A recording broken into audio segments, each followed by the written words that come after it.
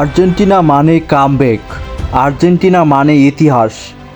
ইতিহাস গড়ে বিশ্বকাপের ফাইনালে মেসির আর্জেন্টিনা ইংল্যান্ডকে হারিয়ে অবিশ্বাস্য কামব্যাক, নতুন বিশ্ব রেকর্ড। অবাক আর্জেন্টিনার কোচ, মুখে মুচকি হাসি। ইংল্যান্ড যেন বিশ্বাসই করতে পারছে না এভাবেও জেতা যায় এবং ফিরে আসা যায়। বিশ্বকাপের সেমিফাইনালে ইংল্যান্ডের বিপক্ষে পিছিয়ে থেকেও প্রত্যাবর্তন করল আর্জেন্টিনা। 1-0 গোলে পিছিয়ে থাকার পর ম্যাচে দারুণভাবে ঘুরে দাঁড়ায় আর্জেন্টিনা।